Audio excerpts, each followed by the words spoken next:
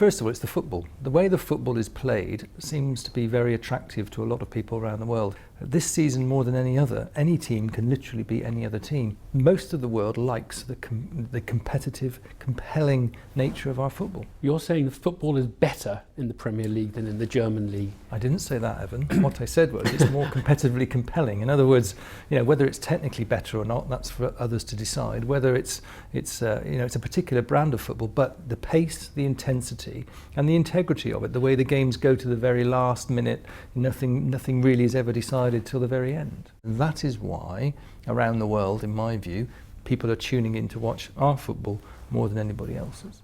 And you say around the world, people are tuning in to watch our football. The international revenues are considerable, aren't they? Yeah, they are. Is there any plan, or is there anything you can do to serve those international audiences better? Yeah, well, those plans are well shelved. So there's no plan to take it abroad, to follow, say, the NFL, that very successfully had games. There is here no plan. in the UK. There is no plan. I would be disingenuous to say that there isn't still a will to do it. Right. Because I think, we thought it was a good idea, the clubs think it's a good idea, but you can't do it until you've overcome there's two big hurdles. One is the integrity of competition point. And for Crystal Palace to be, drawn at home to Manchester United, if you suddenly decide that game's going to be played in Hong Kong, even though it's Crystal Palace's home game, it won't look like it, I'm sure, by the time you end up in Hong Kong with 90% of the stadium being in Manchester United colours. Do you see the Premier League as a business, or do you see it as having a wider responsibility to English and Welsh society or British society? No, you can't see it as a business first. It's a sporting competition, and unless the sporting competition is compelling, we have nothing.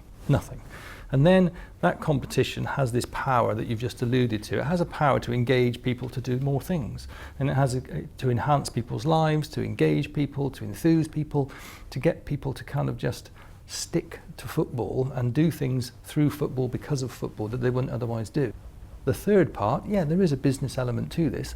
That has to be paid for. Both putting on the show and doing the good stuff we do in the communities has to be paid for. That's the commercial side, but it very much is, it's the third limb of what we are. So the third limb, because you'll know that there are a number of areas where the Premier League is criticised for, let's say, just being rather ungenerous in the dispersion of its revenues, which are very, very considerable. Let's talk about some. I'd be interested in your views. Is it right that English Premier League clubs should just charge the revenue maximising price for a ticket, or should they feel there's a responsibility to help fans get to see the live game? Well, they don't charge the revenue maximising price for a ticket. That would be much higher on a supply and demand basis. On average across the country, they're paying £32.50 for those tickets. We don't get involved in that ticket pricing, but the clubs know the number one strategic priority is to keep those grounds full, and they have to keep them full. And therefore there is a full. Sorry, you want people to be able to afford the occasional trip to watch their team, right? And it may be that a lot of people who would love to go see the occasional game are being priced out. And I'm just wondering whether they can afford to go and see the occasional game. Quite frankly, I mean, but it is and people can afford to go and see the occasional game. I mean, because the unit price of those games again isn't all at the highest price. Grassroots football is the other. Now, Premier League was given some dispensation from certain competition requirements that might ordinarily have applied to the sale of television rights. The quid pro quo was 5% of the revenues are going to go to grassroots football. Obviously, the revenues have increased very enormously. Are you still going to be giving 5% of your overall revenues? Now, we're getting into definitions. What you might define as grassroots right, but is the complication. League Division 1 is part of your 5%. Indeed. Right. So for us, anything we give away for the development of football outside of the Premier League is money given away. And there are huge numbers. We're absolutely, by anybody's measure, we are meeting our commitment. We give away currently about 15% of our top line revenue. 15% we give away. How much do you give away, let's say, for football, other than teams that might be or have just been in the Premier League?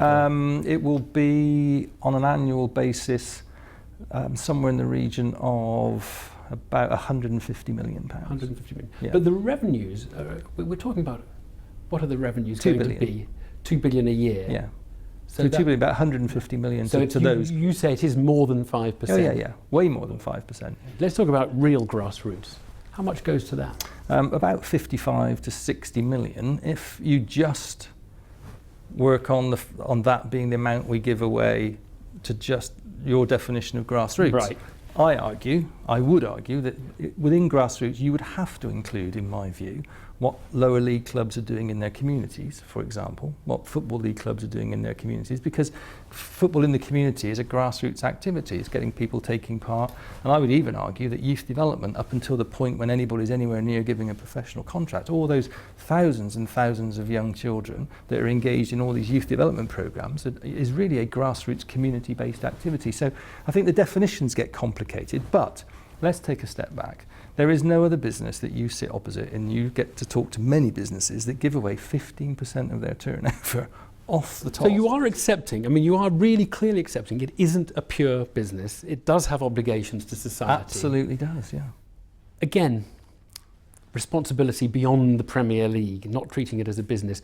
Responsibility to the English team. Greg Dyke, for example, of the FA, would like 12 members of each squad to be homegrown players.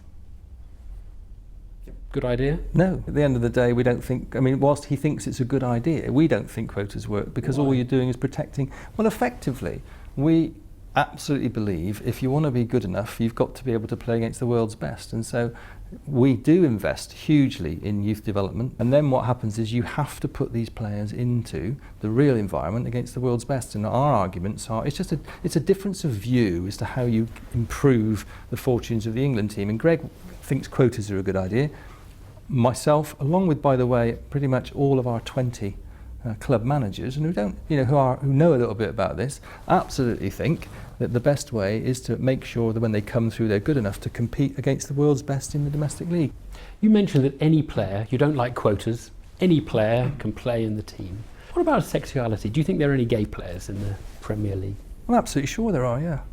It would be very strange if there wasn't, wouldn't it? And why don't they feel able to be public about that? I don't know, because I can't speak for them and I don't know who they are, so that's a very difficult question to ask. But I actually think the environment would be entirely suitable for them to come out, if that's the right phrase, and I think it would be welcomed, and I think there would be a tolerance to it, and I think the